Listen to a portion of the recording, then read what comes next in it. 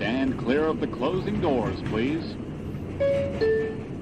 Welcome to Subway Sports Talk. My name is Peter Kennedy, and I am your host. Thank you so much, as always, for tuning into SST on Apple Podcasts app, Spotify, and on YouTube as well.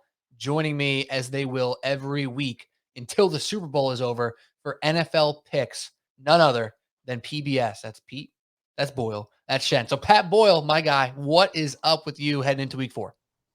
What's up, Petey? Let's go, man. We got basically 15 hours of football coming up on Sunday. We got the London game, 1 o'clock hour, 4 o'clock hour. Sunday night, in the eye of Hurricane Ian, we're going to have Brady versus Mahomes, Chiefs, Bucks. Oh, I cannot wait. Let's get it cooking. Wonderful slate of football does not always mean a wonderful slate of bets. That's something that I kind of looked at when I was going through my picks, getting ready for this episode here. I didn't feel as quickly confident as I did last week. Now, last week happened to work out. That doesn't mean this week will not. Another person whose week worked out last week, Mark Shenloogian, 3-2 last week, but I don't want to talk about that yet. I want to give you the floor. I was not a good partner, not a good podcast partner, or maybe I was. It depends how you look at it. Because I came at you on our episode on Wednesday, and you weren't there to defend yourself. So Mark, what do you have to say for yourself after you heard what I did coming at you the other day? You know what, Pete? I heard a couple days ago. Honestly, it's kind of simmered down already. I heard you say, Mark thinks he should be 15-0, and hey, you know what? You're not wrong. I should be. So you know what? Let's keep the same energy. We're going to come back this week. I think I'm 6-9 through 3 weeks. We got some work to do, and work will be done. That's right. So I like where your head's at. If maybe you responded to me on Wednesday afternoon, maybe a little more vitriol. Oh, there was. I don't know if Pat's got the recording or not, but there was. Oh, there's a recording. Now we're really getting If he did record me, I was like, wow, he's really taking pot shots while I'm not there to defend myself. But oh, wow. Was this a phone call? Are you guys leaving each other voice memos? Now I need to know. Well, me and Pat communicate by voice memo, phone call, walkie-talkie, telepathy. At this point, you name it, it's been done. So wow. Okay. I kind of wanted to hear some of the vitriol then, if I'm being honest. Because you know what? I came at you. When you weren't there, I said, Mark, in his eyes, he should be 15-0. I was definitely taking a shot. I'm going to admit that. I'm not going to pretend like I wasn't taking a shot. I said it right there that I did. So I kind of want to hear some of the negativity. Where did I go wrong, or how did I miss? Honestly, I was just more upset that I wasn't there to say anything back. I found it funny. It's the kind of energy I like, the little zingers there back and forth. And like I said, at the end of the day, Pete, you're not wrong. Oh, that's true. Yeah. So that's real there is to it. It is what it is. And I made a joke, but also it is Shenloogian versus kickers all through 2022. Up until we turn the clock to playoffs in 2023, it'll be Shenloogian versus kickers until further notice. And now perhaps the kickers will finally start flipping in your favor. So let's get into our picks now that we move past that. Right now on the quick recap, we got Pete Kennedy, that's me, 8-7 overall, coming off a 4-1 week. Pat Boyle at 5-10 overall, coming off a 2-3 week, and Mark Shenloogian 6-9 overall, off a winning 3-2 week. So I think Pat, you went first last time. Shen, you went first in weeks past. So why don't I go first here to switch up the order here, and I'll go with my first pick of the day for week 4. I'm going Lions -4, home versus the Seattle Seahawks. This is one of the ones that it moved quite a bit. It opened up at 6. It went down to 4. I don't particularly get why. The Lions have shown one thing very specifically this year, is that they can move the crap out of the football, and they've actually been doing a decent job putting points on the board consistently, even if their defense is giving it up as well. I don't think the Seattle Seahawks can keep up with the Detroit Lions. I don't think they can score with them, which is a crazy thing to say when we're talking about a quarterback battle of Jared Goff versus Geno Smith. But something with this Lions offense, I don't really care that DeAndre Swift is out. Jamal Williams is a fantastic replacement there. He's obviously going to be in a bunch of fantasy lineups this week. Amon-Ra St. Brown is expected to play and looking all right. So that's really all you need to hear. This Lions team has been battling with better teams. They're playing a lesser team. I think the Seahawks are a bottom 5 team in the NFL. Lions are middle of the pack. -4. I like it more than enough to take it there. And you know what? I'm not going to be discouraged by the line moving down in the Seahawks' favor. I'm going to look at that as a couple extra points that I'm grabbing here at -4. I probably would have, I might have been scared away at -6, but I like it either way. So Lions -4, home against the Seahawks. That's my first pick. And I guess we didn't decide who goes second. Who wants to go? Yeah, I'll take it. I'll take it over Pete. So first pick for the 6-9 Mark Shenloogians. Let's go with a 2-game teaser. We're going to go leg 1, Dallas Cowboys +4.5 against the Washington Redskins / football team / Commanders this week. I think this is actually a prime trap spot here for the Cowboys. They're getting a lot of love. Cooper Rush, his name's getting in the quarterback battle with Dak Prescott when he comes back. Honestly, I want Dallas getting 4.5 here. I don't trust them to win straight up in this one as part of a 2-legger. Like I said, I think they're prime here for a letdown. However, I do think that if the Commanders come in and win this game, it won't be by anything more than 3 to 4 points. So I feel pretty safe with Dallas plus the 4.5, especially with the type of football they're playing right now where they're kind of ground and pound. So that's leg 1. Leg 2, give me the Chicago Bears +7.5 against the New York Giants. We just saw this matchup last year. It did not end well for the New York Football Giants. And based on what you saw last week against Dallas or from their offense at any point this season, what inspires you to think the New York Giants can beat a team by more than 8 points or more in this spot against the Bears? I feel very safe with Justin Fields and co. in this game, even though the game is going to be played in MetLife. So Dallas +4.5 and the Chicago Bears +7.5. Even odds for pick 1. Wow. Even odds. Not what I expected. Very nice. +100. Wonderful stuff there. I'll actually be at the Giants game this Sunday with some old pals of ours, Pat Roberts, Dave Rondesco, a.k.a. Dad. We'll be there live in the mix. I'm excited for a low-scoring, crappy game in the rain where the Bears somehow win 12-10. There you go. Pat Boyle, what's your first pick? So it is confirmed. Daddy will be home. Daddy Desco, huh? That is correct. He will be in the building. Give him my best hello. Broberts as well. And let's go. Pick 1 right there with you, Mark, in the sense that the Giants can't blow anybody out. And that offensive line is a telltale sign that this team is once again going to have a lot of trouble putting up points. Now you factor in the fact that Sterling Shepard's out for the season. I still have no idea what the hell is going on with Kadarius Toney. For the better part of 4 hours on my show on The Fan that I filled in for Sal on early Tuesday morning after the Giants game, I said either this coaching staff just completely hates him or this injury, or he's milking this injury, because there's no reason why he shouldn't be on the field. So until he gets his ass on the field and plays, this Giants offense is also limited. The offensive line is terrible, especially on the interior. And the Chicago Bears defense in the front seven isn't what it used to be when they had Khalil Mack, but they're still pretty damn good. And as long as Roquan Smith and Robert Quinn are playing, they're going to get to Daniel Jones. They're going to make life very difficult. So let's cook up. I know, Pete, we talked about it on the midweek pod. You know, maybe I'm going to start getting away from the same game parlay. Well, here I am once again. Just like you have an infatuation, you have a drug with the Minnesota Vikings. I have a drug with the same game parlay. Bears +7.5, under 48.5. I mean, I don't know anybody that's betting the over in this game straight up or teasing it. I don't know how you can expect either of these teams to put up points. I mean, Justin Fields has completed 23 passes this year through 3 games. Not attempts, completions. Attempts would be even worse. 23 completions through 3 games. They cannot throw the ball. Darnell Mooney, who everybody thought was going to be, the big number 1 receiver for them this year, he's not doing anything. The connection with Cole Kmet has dropped off. Their offensive line is terrible as well. And this Giants defense under Wink Martindale has come to play week in and week out. So I expect this over-under probably to be right around what it is, 39, maybe even less. But again, the Giants can't blow anybody out. So the fact that they're going to have a lot of trouble throwing the football, you can't rely on Saquon Barkley, 25, 30 touches a game. It's unsustainable. And the Chicago Bears can run the ball as well, which is why I have confidence in them, because we saw what the Cowboys did to the Giants last week. The linebackers, again, I ripped the organization for getting rid of Blake Martinez, who was an incredible linebacker for them coming off that injury. I mean, they're going with Micah McFadden, Tay Crowder, and Austin Calitro as their middle linebackers. Those guys can't tackle anybody. So Pollard and Elliott were getting to the second level and bursting through that point of contact last week. I expect Montgomery to have the same amount of success, even if he doesn't play. I know he's a little banged up. Khalil Herbert's going to have a big day too, no matter who's running the rock. So Bears plus 7.5, under 48.5, minus 115 odds.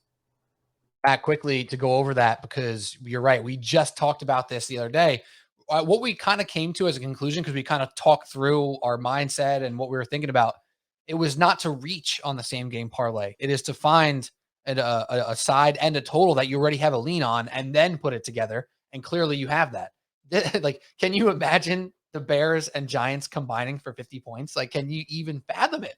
Like, that means that either one team has to go off for like 40, which is impossible, or it means it's going to be 30-27, and that's impossible as well. Like, that ain't happening. So this one feels really good. And I like both you and Shen saying, how the heck Giants win by 8?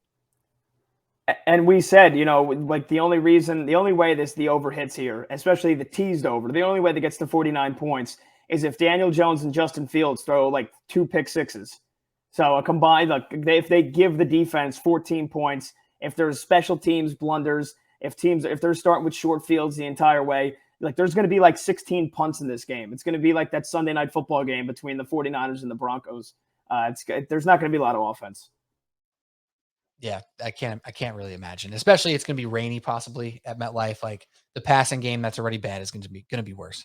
All right, I'll move on to my second pick. I'm going with the teaser here of sorts, more of a parlay, I guess. It's not a straight up 6 point, a little bit more finagling with the line. So I'm pushing the Chargers down from -5 to money line and taking the Jaguars from plus 6.5 up to 14.5. That's minus 119 odds, just inside minus 120 on DraftKings. And this one's kind of simple to me. The Chargers have to beat the Texans. The 5 is okay. It kind of makes me feel a little bit weird, a little bit woozy that something stupid could happen. And the Chargers do one of the Chargers things where, all of a sudden they're up by 3 with a minute left against the freaking Houston Texans. I don't expect that to happen, but putting these two things together made me feel really good. I had leans on the Chargers -5. I had a lean on the Jaguars plus 6.5. Why not bolster those odds a bunch on both sides? The Chargers have to come back after the bad performance last week against the Jaguars. Excuse me. And I'm sorry, the Jaguars? Was that 2 weeks ago? No, that was last week, right? Yeah. You're good.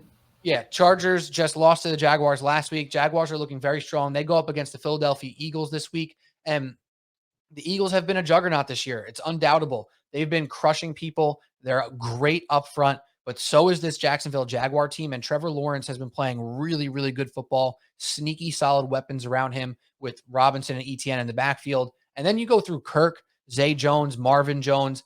They got guys who can make some plays on the outside as well. I think this one stays close. Again, I'm leaning on Chargers -5. I'm leaning on Jaguars plus 6.5, but I feel better putting those together, getting Chargers money line, Jaguars plus 14.5, over 2 touchdowns for them to not hit this bet. -119. That's my second pick. All right.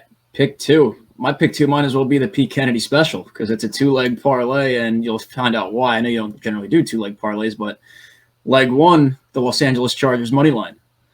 It's one of the reasons you just laid out. Look, another week for Justin Herbert to get a little bit healthier. Keenan Allen should be back for this game, and Austin Eckler is due for a big game. So I expect the Chargers to bounce back big time this week. And look, you're playing the Houston Texans. They can make anybody look great. So leg 1, Los Angeles Chargers money line, and leg 2, the Detroit Lions plus 3.5 at home against the Seattle Seahawks. Look, outside of week 1 with what Seattle did against Denver, which is now really to be looking like not too much of a impressive feat, Seahawks haven't been great at all. And I've liked what I've seen from the Lions through 3 weeks. They're home again where they've proven to be tough, and I'm getting 3.5 here. So even if they do lose the game, I still got 3 points to spare.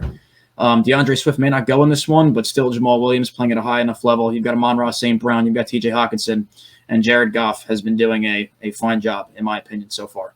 So give me the Los Angeles Chargers money line, combine that with the Detroit Lions, plus 3.5, a little bit juicier here, -120, pick number 2. Pat, before you go to, one thing that you and I forgot to mention, and that I didn't mention it, and Shen didn't mention it, Rashawn Slater out for the Chargers for the season. That was serious. We talked about teams that needed saving on the podcast earlier in the week, Pat, and we talked about the Chargers, and that's something that just slipped my mind even though the news was out at the time. Him being out, it could be really detrimental for this team. Thankfully, we don't expect that to show up against the Texans. Obviously, Shen and I both feel similarly on that front. So it is what it is. Chargers money line. Let's go. Pat, pick number 2. All right. Pete, back with an underdog. Am I echoing, by the way? Okay. Back with an underdog, back with an under. Let's go back to the same game parlay, right? This is something we talked about in the midweek pod. Unders and underdogs. So far, the unders hitting at 63% and underdogs hitting at 62%. Both of those, one of the best in the last 20 seasons, especially when you put them together. So I had the Bears and the under in the first pick. Now I'm going with the Baltimore Ravens. Get them up to plus 7.5. And let's go under 58.5 in their game against the Bills. That's minus 110. This is another one where I'm feeling spicy enough where I'm going to say that the Ravens win this game. 3-point dogs at home. John Harbaugh, only third, to Mike Tomlin and Sean Payton as the most profitable head coaches as an underdog at home in terms of against the spread. But again, I'll take a couple more points. And the reason why I'm going to get this up to the under, even though Lamar Jackson's been balling out, even though the Buffalo Bills have guys banged up on defense, it seems like Jordan Poyer's coming back. We know they're without Micah Hyde for the rest of the season, and they still have yet to get Tre'Davious White back from his injury last year. I just think there's a couple of things at play here. One, I think 51 is a lot of points to begin with. I think both of these defenses are good enough to compete. Buffalo, even without all those guys last week, missing almost their entire secondary, they still held Miami to just 21 points. Should have won the game. Even in the Miami Heat, where guys were getting tired in the second half. Yes, guys on offense were cramping, but guys on defense were going down too. We know Buffalo's pass rush is good. They're going to cause Lamar at least a little bit of problems to the point where, I don't think Baltimore is putting up 30, 35 points again like they did against New England. And then on the flip side, with the Buffalo Bills offense right now, I think John Harbaugh is going to have a plan where they're going to be able to contain Josh Allen enough where, once again, they're keeping Buffalo out of the 30s in this one. And on top of that, you throw in the fact that it's supposed to be really cold and crappy all Sunday long in Baltimore, 55 degrees with a 60% chance of rain. Yeah, I like getting the points up here as well to 58.5. Look, I think Baltimore's going to factor. They're getting Ronnie Stanley to make his debut. Full practice Wednesday, full practice Thursday. So Lamar Jackson's left tackle, the guy protecting his blind side, is going to make his season debut come Sunday. I'm confident in that. You get another week of a healthy J.K. Dobbins. Lamar Jackson and Mark Andrews, that duo right there not only is getting me as the second highest scoring team in my fantasy league, but it's also going to be a problem for this Buffalo Bills linebacking core, which, yes, they're fantastic against the run, but I think whoever's going to be tasked with covering Mark Andrews, Buffalo's either going to have to go with a lot of nickel coverages, and again, banged up secondary. They're going to be playing third and fourth string corners out there, or they're going to have some of their linebackers, Matt Milano or Tremaine Edmonds, having to cover Mark Jackson. I think that, having to cover Mark Andrews. I think that bodes really well for Baltimore. And again, I think this is a good spot for the same game parlay. I'm going back to it. Ravens plus 7.5, under 58.5, minus 110 odds. As soon as you said Mark Jackson, I just went straight into Mark Jackson announcer mode. Here's a guy who loves same game parlays. Like, he loved just doing the whole Mark Jackson thing. With all due respect. With all due respect. The fake Mark Jackson account on Twitter always wins. The Ravens-Bills game, for me, Pat, it scared me because I'm so invested as like a Lamar fan. It almost feels like I care about them as much as the Giants sometimes. It kind of hurts that I root for Lamar like that.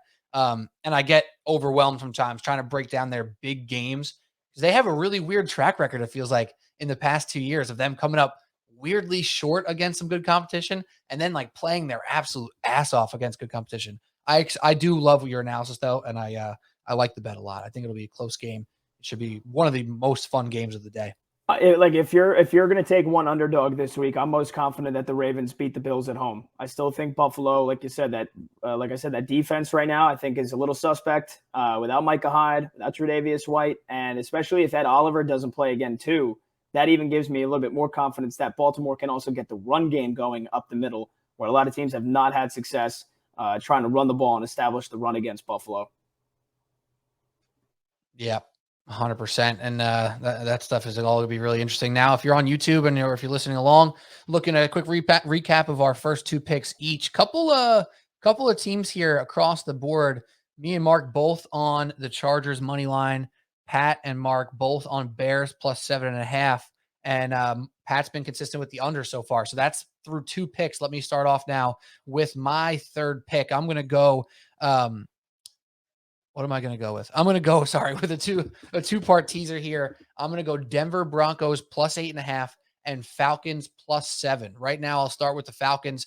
In their 3 games this year, they have a win just last week against the Seahawks, a loss by 4 against the Rams, a loss by 1 against the Saints. I think this team has more than enough juice to stay with the Browns. You get the 7 points. I think they keep it close with the way they can run the ball, just like the Browns. I don't want to bet the total on it by itself, but I think there's going to be a tight game is the main point.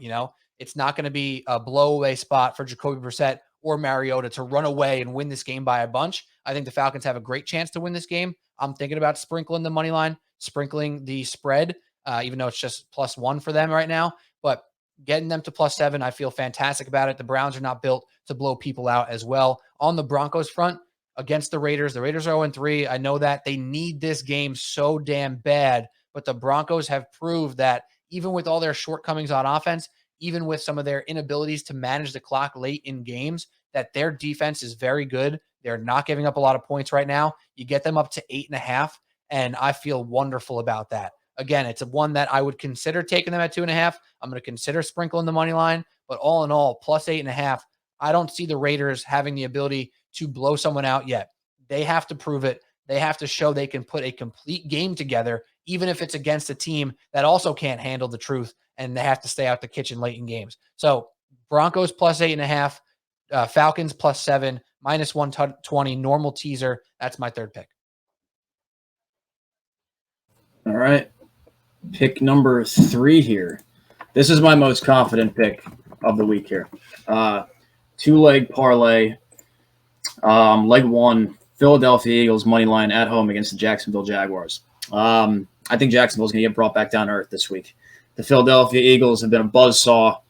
They've looked better each and every week. I mean, you guys know how tough it is to blow out a division opponent. And they just absolutely destroyed the Commanders last week. I told you Carson Wentz would fold, and sure enough, he did. And just all around, the receivers, the running backs, Jalen Hurts out of his mind, and the defense been fantastic through 3 weeks. Give me the Eagles to keep going. And I just don't think they're going to have a flat performance. Did you hear the quote that Jalen Hurts said? I think it was a day or 2 ago, talking about to the playmakers how we can't be the temperature, or we can't feel the temperature. We have to be the thermometer. I mean, I don't know. The quote, I loved it. Give me that one more time. Give me that one more time, because it was something about, he said to the playmakers, he's like, guys, we can't feel the temperature. We have to be the thermometer. Basically saying, we can't go out there and feel it. We got to set the tone. Wow. And I don't know. I love everything going on in Philly right now. So give me the Eagles money line, leg 1. Leg 2, we're going to go Los Angeles Rams plus 7.5 on the road against the San Francisco 49ers. Look, generally the 49ers owned the Rams in this matchup over the past 1.5 to 2 years. I know not in the playoffs. The Niners blew the double-digit lead in the fourth quarter. Rams came all the way back and beat them. But 7.5 here with the way that the Niners looked last week. Elijah Mitchell's still out. Kyle Shanahan doesn't want to run Jeff Wilson into the ground because he really doesn't have much depth behind him, and he doesn't want to throw Deebo Samuel that much in the backfield this early in the season. Jeff Wilson had 8 to 9 carries last week in the first quarter. He ended up with 12 for the game. And he was going off in the first quarter, and they got away with it. They got away from it, and look what happened. The offense completely stalled.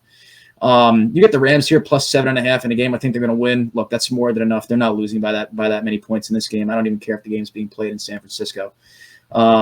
Philadelphia Eagles money line, Los Angeles Rams plus 7.5, -110 for pick number 3.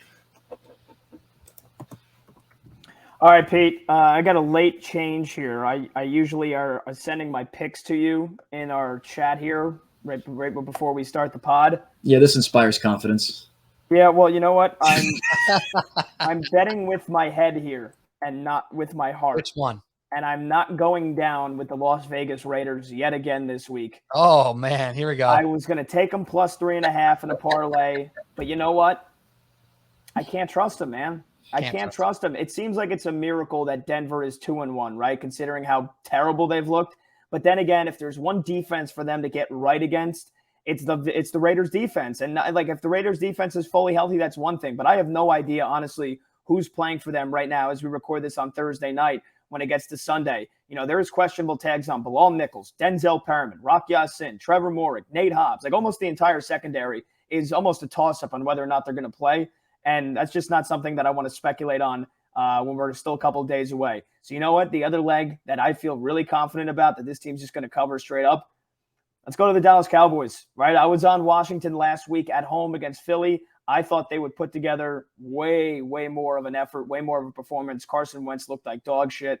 Something's not right with Washington. Maybe it is Carson Wentz, even though they looked pretty good for the first couple of weeks. But now this is a horrible matchup for them. Dallas has owned the NFC East in the last couple of years. They've covered 7 straight games. This is at home. Look, I mean, Jerry Jones, didn't sign a backup quarterback, and it looks pretty damn well. He looks smarter than everybody else for once, in the last 10 years.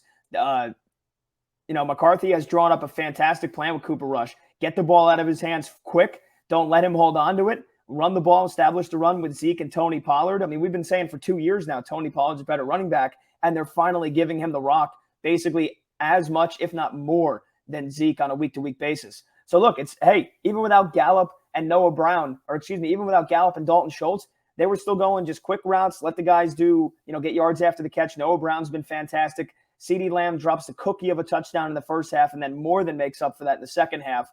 I do expect Washington to be able to get a little bit more pressure than the Giants were able to get. But without Chase Young, this front four is not what it was going into the season. And I think Dallas is going to be able to have enough time to have a balanced game plan. But where they're going to win this game and where they're going to cover is this defense. They say defense travels. Well, they don't have to travel this week since they're at home. And this pass rush has been absolutely unbelievable. Micah Parsons right now is the best pass rusher in the game this year. Maybe not in totality, but he has surpassed Aaron Donald. He has surpassed Von Miller. He has surpassed the Boses, the Watts. He is getting to the quarterback quicker than anybody else. He is winning all of his, pass block. His pass block win rate's up almost near 60%. That is far and away the best in the NFL. And also, DeMarcus Lawrence has been a beast. Durant Armstrong is chipping in. Like, these guys have dogs all over the field, man. And this secondary, last year, it was either interception or nothing, especially for Trayvon Diggs. This year, they have found a happy medium in that they're not going all or nothing and giving up huge chunk plays. They're actually playing a little bit more of a comfortable zone defense. Dan Quinn is dialing it up with the blitzes with the front seven. He can get after the quarterback with just the guys on the line and the linebackers. He doesn't have to bring blitzes from guys in the secondary, and that has allowed this defense to just feast on quarterbacks. Washington's offensive line is terrible. Wentz is terrible when blitzed on. He's going to have a rough day, man. So I think the Cowboys keep the good times rolling. I think they cover this game at home. Give me the Cowboys -3.5. Couple stats even to back you up there, Pat. Carson Wentz in the last 2 weeks, over under 10 sacks, you think? In the last 3 weeks? 2 weeks. Last 2 weeks. 2 weeks? Well, I'm pretty sure he got sacked 6 times last week against the Eagles. There was something right around there. So I'm going to go over. Yes. 14 sacks in 2 weeks. 14 sacks. And now you go up against the Cowboys who have, 14 sacks on the year? So, yeah, not a good matchup here. Yeah, not very good. Not very good. And then on top of that, I mixed up my YouTube page there. But, yeah, if on top of that, you look at the Washington Commanders defense, they're giving up 130 yards per game on the ground. Looks great for Tony Pollard. And like we said earlier in the week, Pat, as a Giants fan, Shen, you could attest to this, seeing Ezekiel Elliott come out to the field versus Tony Pollard was like a relief breath like no other. You saw him come out and say, oh, this one's only going for 4, thank God. Because Pollard was just ripping first down. It was a crusher. So love that pick. I batted that one around really, really quite a bit, to be honest there. So I'll move on now to my 4th pick, where I'm going to go with another teaser here, same game teaser, not something that I frequent myself here, but I feel really good about this one. I'm going Chiefs +7 and under 51. Only thing frustrating about this, guys, is that it's 7 and 51. 2 really important numbers when you come to spread and totals. 7, obviously, it's a touchdown. 51 is one of the most fall upon numbers in all of the NFL for total scores. So you like to be 51.5 on the under or 50.5 if you're going over, but that's what the money is right now. So Chiefs +7, under 51. Do you guys know how many times Patrick Mahomes has lost by more than 7 in his career? Not once. He has before. I'm gonna say twice. The Super Bowl being one, and I didn't count playoffs. Regular season. Oh yeah, I was thinking regular season. Regular season, I'll say twice. 4 times. 4 times. Name them. His entire career has he lost by more than 7. It was close. It was a good guess. Only 4 times, and I don't expect this to be another time. The Buccaneers, we talked about some of their issues on the earlier week's pod, how the skill guys are just not there right now. Evans obviously coming back is going to help them a little bit. But even with Evans, their offense hasn't been that special. They've been really trickling it down the field, haven't gotten the run game going, haven't gotten the pass game going. Chiefs defense has been very solid. So I really like the idea of the Chiefs keeping it close. And then on top of it, the Buccaneers defense has been an absolute strong suit for this team. So that's where I'm going under. I had a good lean on the under. I had a good lean on the Chiefs. And now you combine that thing, you get the Chiefs by a touchdown, or I'm sorry, Chiefs plus a touchdown and under 51. Mahomes doesn't lose by more than 7 very frequently. He doesn't lose very frequently. So I really enjoy looking at that +7, looking at under 51, and thinking that with the Bucs defense, the Chiefs defense being sneaky good, you like the under, and with Patrick Mahomes being there to go head-to-head with Tom Brady, keeping that within a touchdown score feels really good to me. Chiefs +7, under 51, -120. All right. Looks like I'm up. Pick 4. 2-leg teaser. Turn into Pat Boyle here. Pittsburgh Steelers +3.5 at Heinz Field. They're not calling it that anymore, but honestly, it's so irrelevant. I don't even know what the new name of it is.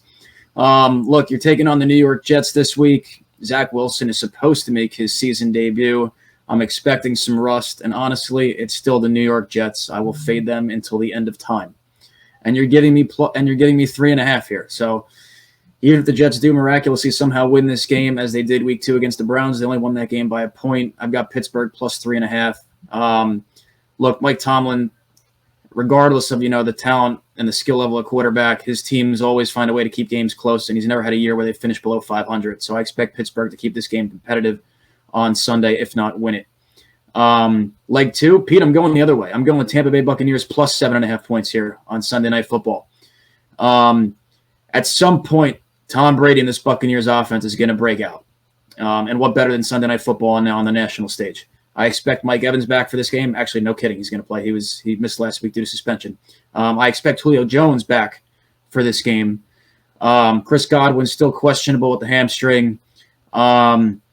Look, the Chiefs, last week, I don't know what that was. They cut Matt Amendola, thank God, because he blew up part of my perfect week last week.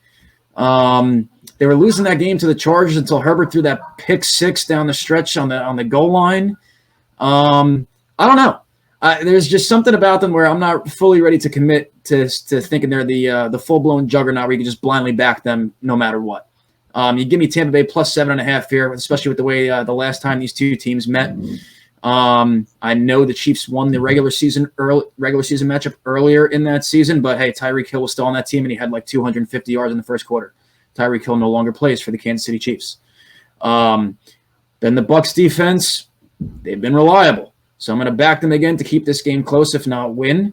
Pittsburgh +3.5, Tampa Bay +7.5, -120, pick 4. All right, I'm going to follow that up with a 2-leg tease parlay as well. And let's go Cardinals +7.5 and the Packers -3.5, -111 odds. Let's start with the Cardinals, right? I don't know why Matt Rule is favored. He should not be a favorite. I'm starting to think more and more he'll be lucky to hold on to his job by Thanksgiving, maybe even by Halloween. He is 3-10 against the spread as a favorite as a head coach in the NFL. Meanwhile, I know we like to hammer Kingsbury. If there's a spot where you want to back Cliff Kingsbury and Kyler Murray as the Cardinals, as a road underdog, 14-2 against the spread. Those are incredible numbers. So you put those two together. I just don't think, just like the Giants are not good enough to blow anybody out, I don't think the Carolina Panthers are good enough to blow anybody out. Technically, they blew out the New Orleans Saints last week.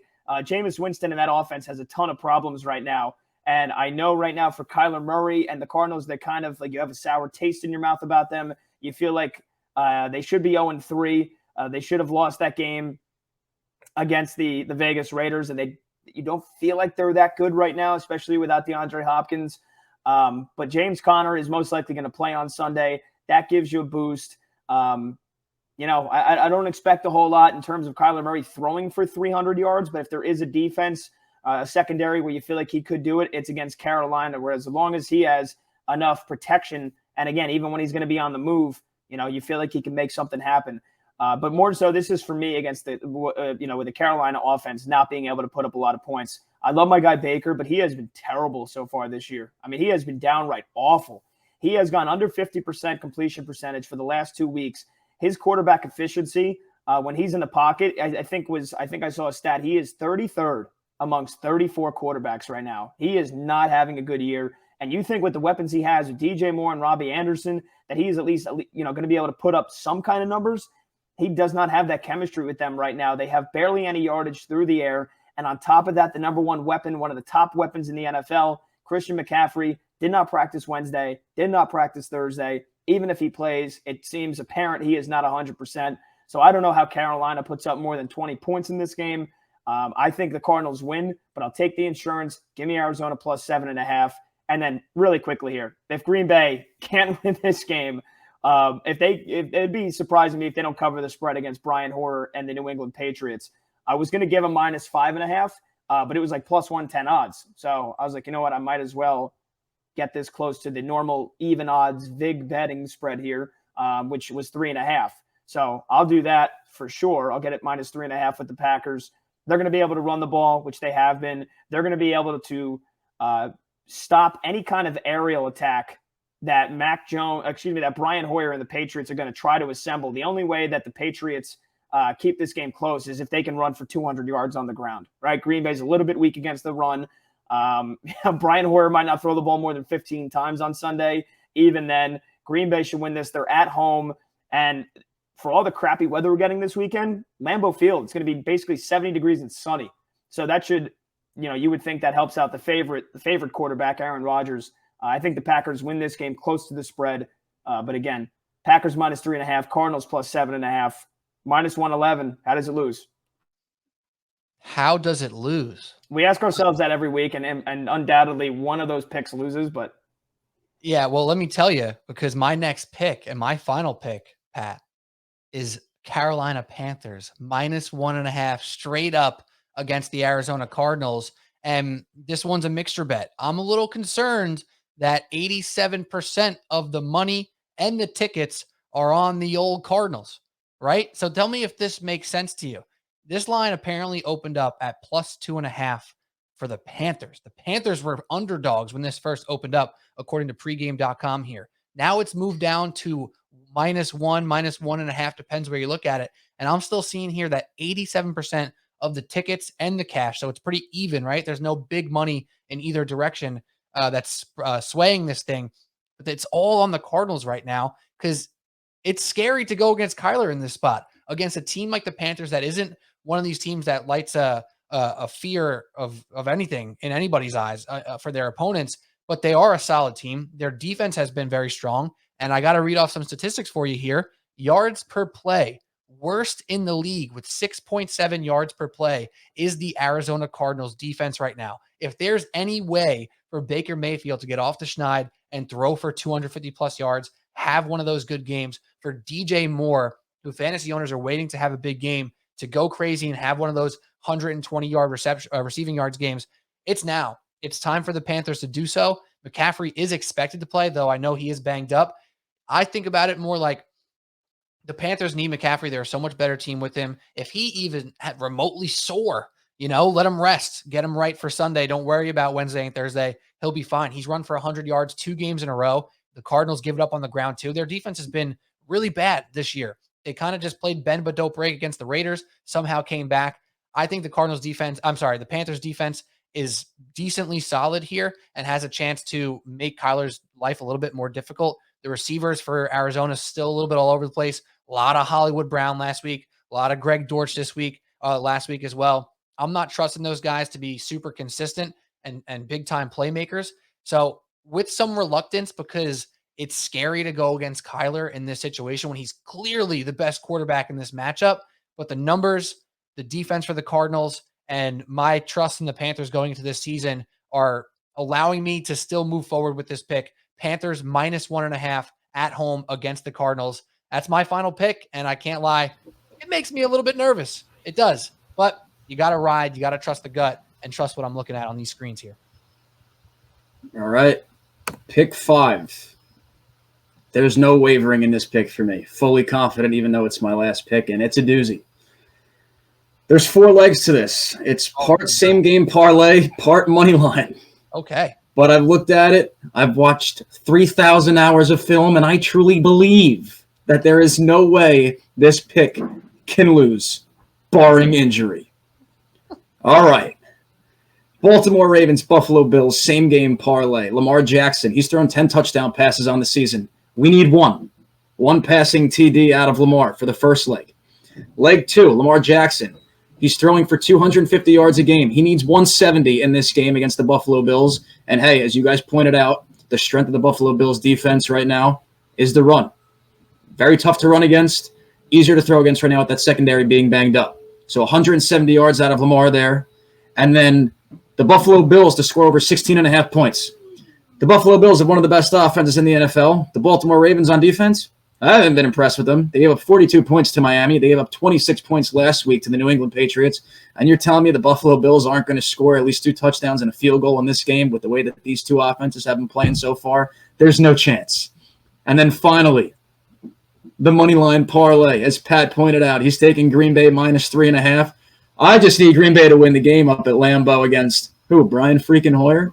I don't care. I don't even care if it's Mac Jones. There's no version, no way, no how New England wins this game up in Green Bay. No chance. So the first 3, which I'm not going to get into again because it's that long, and then the Green Bay Packers money line. What do you guys think the odds are on this? Oh, my God. Plus -110. Plus 105.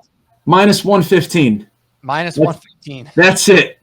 Yeah, I mean, who's blowing me up? What a doozy. What a doozy. Hold on. Can we just go back? I was cracking up putting this together. I'll run through it again for you guys. Wait. Before you run through it. Yeah, go ahead, Pat. I would say sometimes I take some wonky same-game parlays, and Mark makes fun of me. I'm returning the favor here, Mark. Are you sure you don't need the Gatorade cooler to be red, and you don't need John Harbaugh to have 2 timeouts remaining at the end of the first half? Just had the 2-minute warning. I mean, I think I don't care who wins the coin toss. You could throw that in there. You could throw it. How many challenges will be thrown in this game? I don't care. There's no way this loses. Get this on tape, roll it out for next week, and save it. There's no way. This is gonna be your social breakout video, 100%. As soon as you said I broke down 3,000 hours of film, I lost it, and I'm here for this pick. I just want to know your process. Where did you start?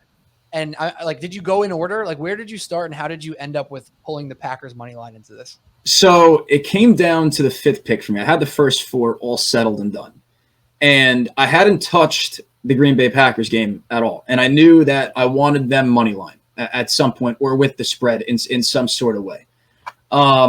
They were -450 when I was looking at this, but then when I was checking it again today, they came down to -435. I was like, okay, that's interesting. That helps me out in a way. I can get things down that I had at -130 the day before, maybe down a little bit more.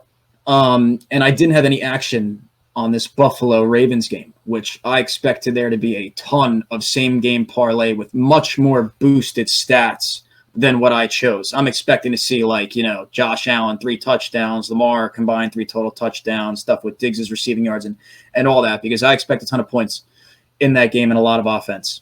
And then, you further break it down, and like I said, the strength of the Bills' defense is the run game. The secondary's kind of banged up right now.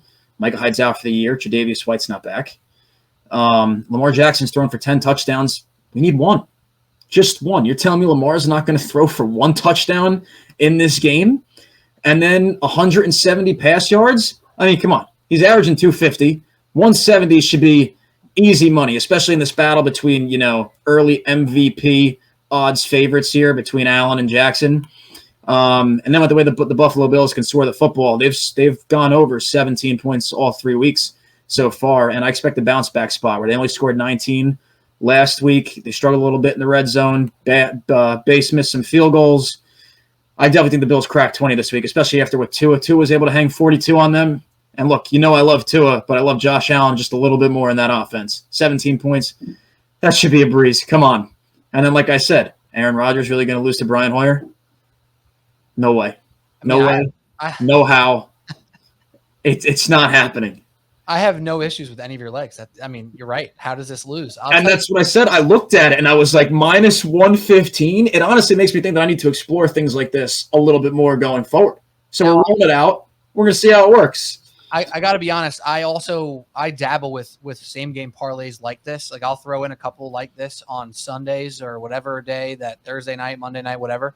And I'll keep it usually in one game, and I'll take the receivers and running backs who I think are going to go well. I'll take their lowest number on alt yards and go over on that. I'll take the whatever team I like plus 7.5. I'll do some of that same stuff. So I know it can work. It can work. This is how you lose this bet. Ready? I think it's injury. No. This is how you lose. Lamar Jackson runs for 3 touchdowns. I still think they're going to need more than 21 points, though. No, you're right. And I think they will score more than 21. But I hear what you're saying. And then he jet sweeps one handoff to Devin Duvernay. It's not a pop pass. It's a handoff. Maybe J.K. Dobbins gets in for one. They're dying to get his feet wet, and they just get 5 rushing touchdowns on. You know what, man? If he throws 10 through the first 3 weeks and then throws up to 0, look, I guess it can happen, but the odds for what you're getting at here, where it's pretty much even money, where you just need him to throw 1, he's thrown 10 so far. I don't see how it doesn't happen. It's wonderful. Pat, how do you – And they're home. On top of it, they're home. That is off the charts. It really is, actually. I love that so much. And I hope it hits, because if it hits, maybe you're onto something. Maybe you are. So, Pat, I don't know how the hell you back that up, but what do you have after that, 19 same game mixer parlay teaser? I feel bad for you having to type that into the graphic. How is that going to look? You know what it is? That's punishment for the Pot Shots Tuesday. It's really small. I'll pull it up on YouTube right now. It's really small. Oh my God. We're going to have to zoom in a little bit to find that one. Last one for me. I'm going to follow up Mark's 9 legs with just Rams plus 1.5. Right? I think the tide turns in this rivalry. I think this is the game that McVay and the Rams finally figure out Shanahan and the 49ers.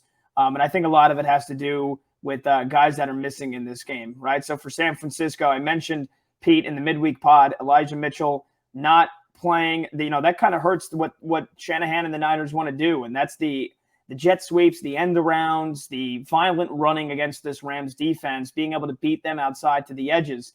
With Jeff Wilson, sure, he's not as good of a running back as Elijah Mitchell, still pretty complimentary, but I think I don't think they're just going to give the rock to Deebo Samuel 9-10 times on the ground and say, here you go, run wild. It's week 4. I don't think they want to risk getting him hurt when there's a long season ahead. If these teams are playing with postseason stakes on the line, then it's a lot different. We've seen that. And then another thing, again, I said it earlier in the week, one of the most valuable players in football is the 49ers left tackle, Trent Williams. He is out. Not only does that hurt Garoppolo trusting his blind side, now Colton McKivitz is his left tackle. So I think that opens up the pass rush. That opens up the floodgates for the Rams, for Aaron Donald and Bobby Wagner and Ashawn Robinson to get after the quarterback, to get after Garoppolo. But it also hurts their ability to run the ball on the left side. So I think the 49ers offense, which has struggled to begin with, only put up 10 points against Denver, only put up 10 points back in week 1 with Trey Lance. Granted, that game was in a monsoon, but even last week, Garoppolo and this 49ers offense, they haven't been firing on all cylinders outside of 1/2 against the Seattle Seahawks. So, and I think that the Rams have bounced back very, very nicely since that week 1 debacle against Buffalo. They were blowing out Atlanta, took their feet off the gas pedal, let them back in it. And then for the most part, they controlled that game against Arizona from start to finish. They didn't dominate. You haven't seen really dominant performances for a full 60 minutes from the Rams. But I don't think you need to see a dominant performance. I think this offense can operate right now. I think they've got a really balanced attack with Akers getting back in the mix, with Darrell Henderson. We know what Stafford can do in the passing game with Kupp. He's also got Allen Robinson, who has been stepping up big time. I want to see them get Higbee more involved. But Ben Skoranek, my guy from Notre Dame, they're using him in the slot. He's chipping in with some good crossing routes to help them out as well. And again, plus 1.5. I think the Rams win this game. Obviously, if they lose by a point, then you get a tremendous cover in that one. But I think McVay turns the tide against Shanahan here in this one. I think the Rams come out victorious. So give me LA plus 1.5. There you go. Love it, Pat. I love it. I want to hear your take now. Going through your 5 picks here, you have 2 straights, and do I have that right? Yeah, I have 2 straights for you there, and a couple teasers only, and 2 same game teasers. You feeling good about the spread right now? About the mix? Yeah, I think I got a good mix. I feel like I wasn't reaching for anything. I feel like I had a clear vision of what I wanted, what I thought was going to happen in terms of results. What I thought had a really, really good chances of hitting, and I went with it. So. Yeah, I found this week a little bit difficult, to be quite honest. I found the slate a little challenging to find a bunch of straight bets that I really liked. The one where I'm going to really kick myself, you guys both have action on the Cowboys. I was so close to making Cowboys minus 3.5 my final pick. I really wanted to. I was looking at all the numbers. That's why I had those sack numbers ready and the rushing numbers ready against the Commanders, because I really think there's a chance for the Cowboys to come out and just dominate defensively and do just enough on offense. The only thing that gave me pause is that they didn't blow away the Giants, who are a bad team as well. They didn't blow away. I'm losing my thought on who they played the week prior, but they just won that one by 3 points as well. So with this, the only thing that held me back with the Cowboys was the offense just doing enough to squeak it out and the defense winning the game and not covering 3.5. But I'm going to kick myself if Kyler Murray goes bonkers and all of a sudden the Cowboys dominate the Commanders and win by a touchdown or so. That's my big question mark. But I found it difficult to find a bunch of straight bets that I really liked, and that's why I leaned on the teasers a little bit this week. But I'm feeling okay. Shen, how you feeling? Oh, I said I felt fantastic last week, and I was feeling 5-0. And if it wasn't for a couple field goals from under 40 yards missed, we would have been 5-0, and we'd be over 500. But Pete, this is the week that the fighting Shenloogians get back over the 500 mark and start to set a pace, which is a quote that will go down in Pat Boyle folklore for the backstory on that quote. What is that? What's the backstory there? I need to hear it now. You don't.